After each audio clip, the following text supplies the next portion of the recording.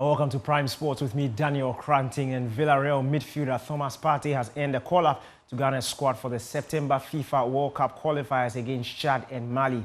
Partey, who missed the Black Stars' recent outing at the 2025 Unity Cup in London, is currently involved in an ongoing legal battle in England.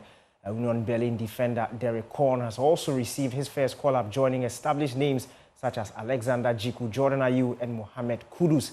Ghana will face Chad in N'Djamena on September 4 before returning home to host Mali at the Accra Sports Stadium on September 8. The Black Stars currently sit top of Group I, 3 points clear of Comoros in second place and 5 clear of Madagascar, who sit in third. Joining us to discuss this is my colleague in sister station Inshira FM, Fifi Manfred. Fifi, thank you very much for joining us. You've seen the squad. First of all, let me just ask you your impressions.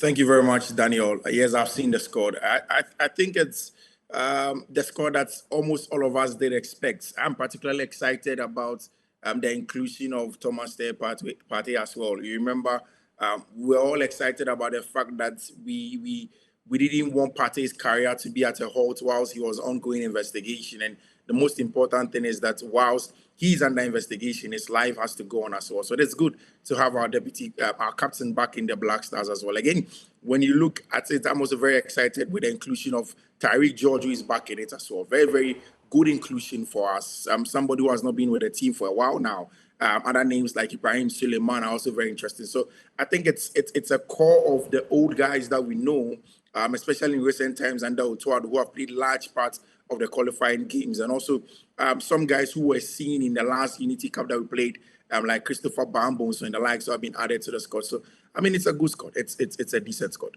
Yeah, let's just go through the squad first for the purposes of our viewers. In goal, we have Lawrence Atizigi, Joseph Annan, who plays with St. Patrick's, and then Benjamin Asari of Accra Hearts of Oak. Then there's Gideon Mensah, Derek Korn, Mohamed Salisu, Jerome Opoku, Alex Djiku, Jonathan Ajete, Tariq Lamte, and Caleb Yerenchi. In midfielders, Elisha Wusu, Mohamed Kudus, Ibrahim Osman, Ibrahim Suleimana, Thomas Partey, who is back, Abdul Salih Samed, and then the forwards are Antoine Semenyo, who started the season brilliantly, Kamaldeen Suleimana, Joseph Pinsel, who also makes a return, Jerry Afriye, Jordan Ayew, the captain, Christopher Bonsuba, who now plays his football in the Saudi League, and then Iñaki Williams. So, Fifi, let's talk about the fitness of some of these players. You know, the season just started.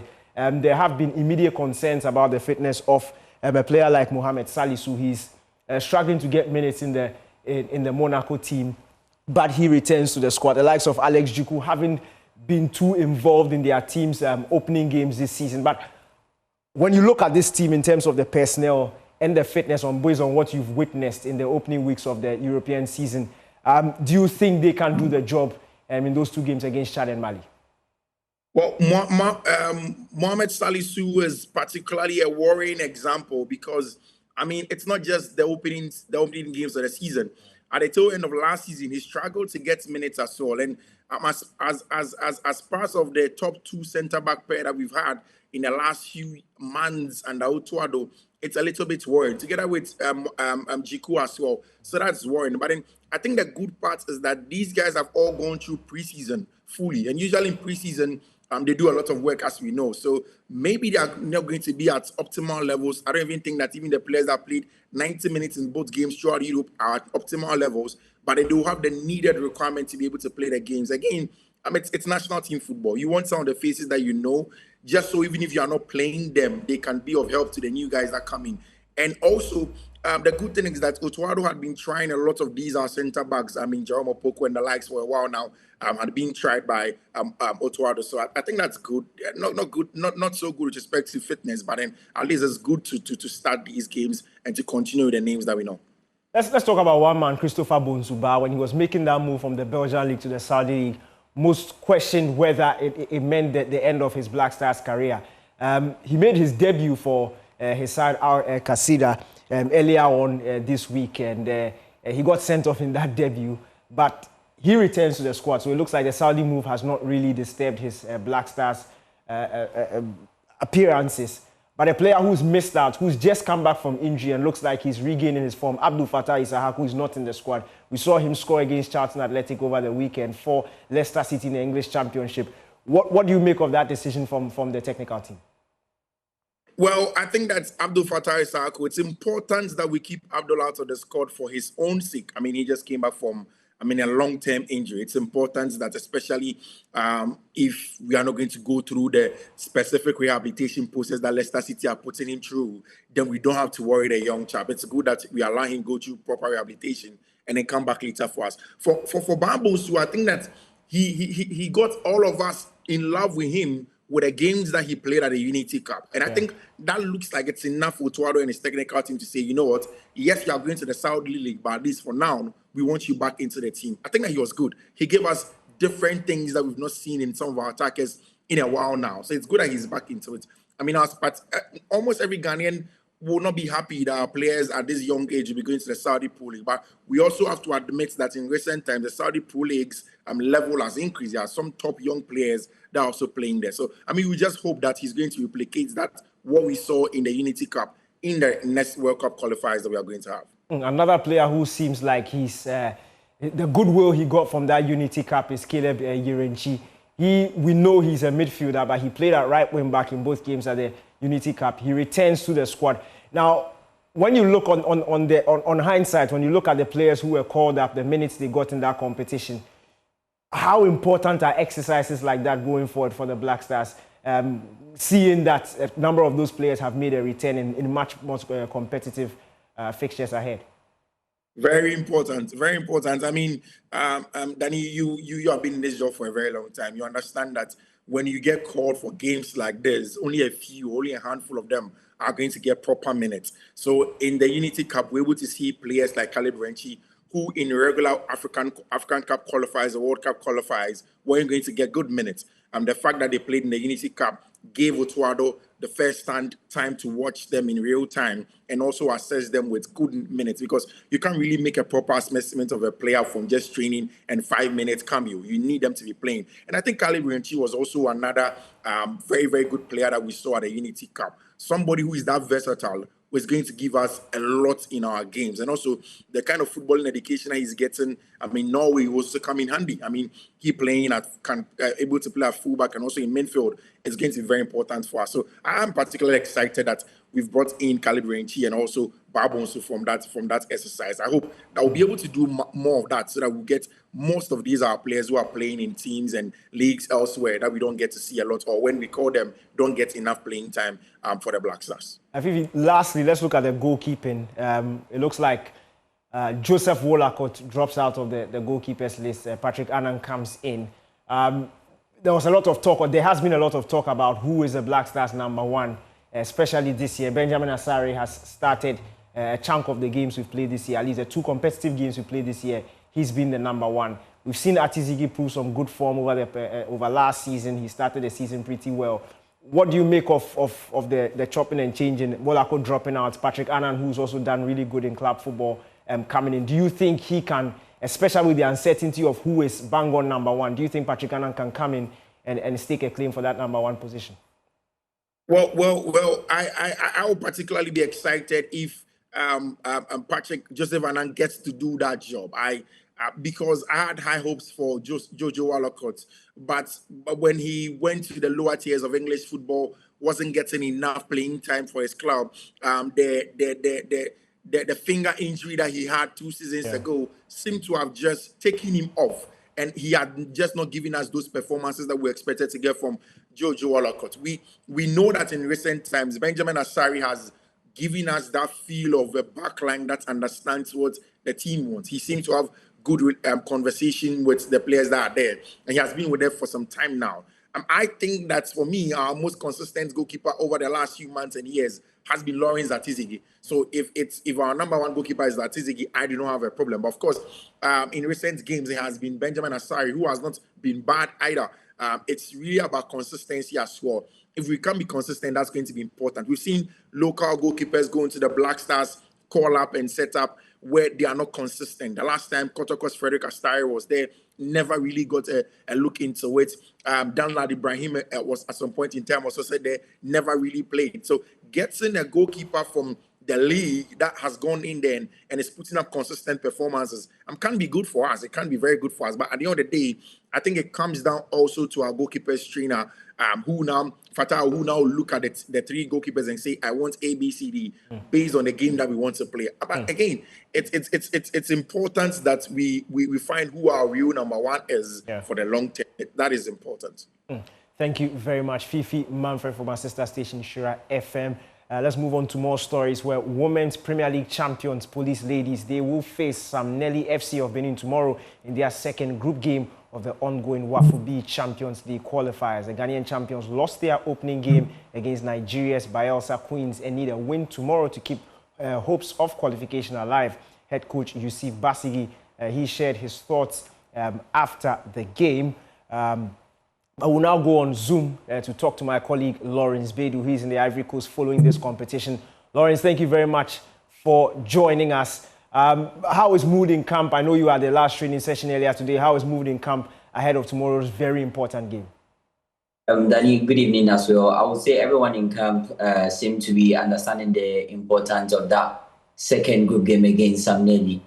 After that first loss against Bayelsa Queens, it was a bit of a morale, going down for the players, a bit of a worry for their moods. But in the last 2 days, they've been able to recover from that. They understand that they are playing for, a long-term project. They need to put themselves together.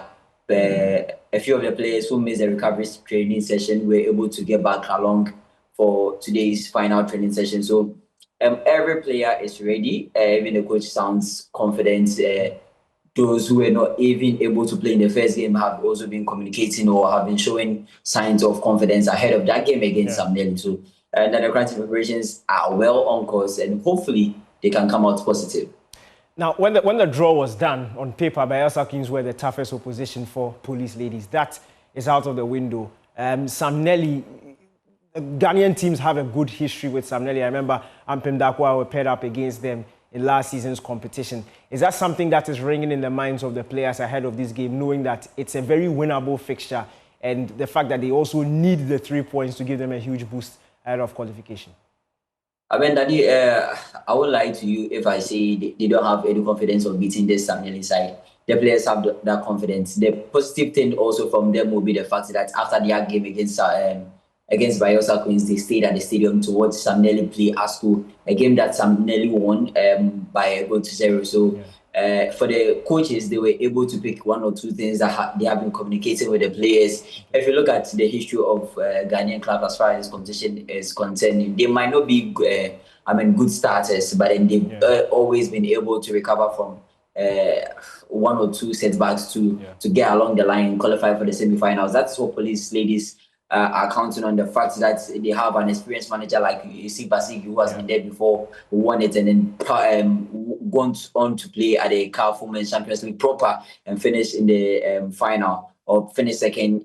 On that stage it's a motivating factor. So for the players, for the technical staff, for everybody who is in camp, the mood is very positive. They are hoping that they will avoid defeat against Samnelli. They grab all 3 points and then put them in a better place of advancing into the semi-finals, where we all feel they should belong. Because that performance against Bayelsa Queens, if you should ask me, I thought the first half was a bit shaky, because these are players who have not had taste of this kind of competition before. It was just two players, Felicity Swako and then Grace Enima, who played with Azakes Ladies last year. So it's just two out of the numerous called up that have tasted regional qualifiers before. And now getting to know how the terrain is, I thought they are in better position to play for something positive on Wednesday. Lawrence, finally, before I let you go, just for clarification for our viewers, two teams qualify from the groups, and who gets to qualify for the CAF Women's Champions League through this competition? 7 teams, 3 in Group A, 4 in Group B. Group 2 from Group A qualifying to the semi-finals, Group 2 from Group B as well. But then the only one who gets the sole tickets to qualify and represent this region at the main CAF Women's Champions League is the winner of the tournament. Only the winner gets to represent WAFU Zone B. So it is a battle of that slot amongst 7 teams currently. Thank you very much, Lawrence Bedu, a colleague.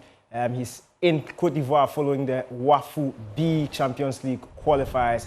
which is happening in that particular country. Wish all the best to police ladies. But moving on to some Joy Sports Invitational stories, where the loser, or unfortunate loser in the table tennis event, says he's disappointed he wasn't able to hold on to a 2-0 lead to claim gold in that event.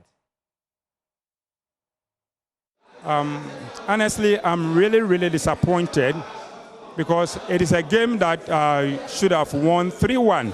I actually led 2-0 before he came 2-2. Now in the fifth game, even in the fourth game, I had a chance leading 10-9, 11-10, and then 12-11. But eventually, he won 14-12.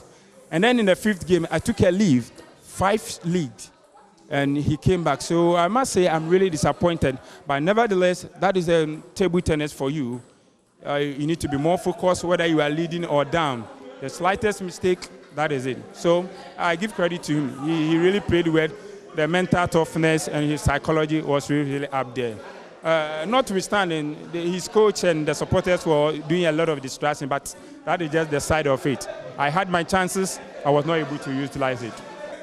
The distraction was part of it, but he came with a tactics.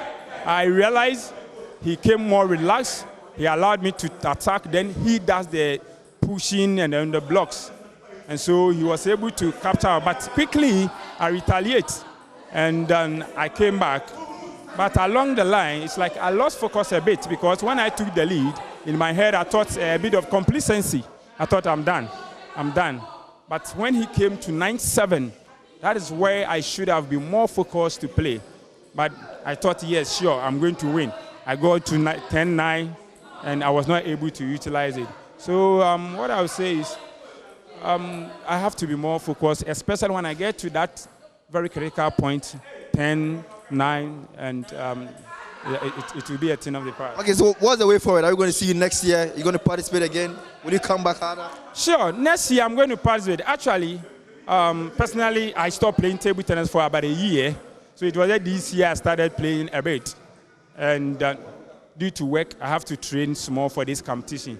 So next year, since I've started training, I'm really going to continue training and prepare very well for next year. So this we expect us. Next year we are coming in with more fire, and surely we're going to clean the trophy. I mean, this is our second time of participation, and we've been in the finals. So hopefully next year we are taking the trophy, whatever happens. That's all for Prime Sports with me, Daniel Kranting. Thanks for your time.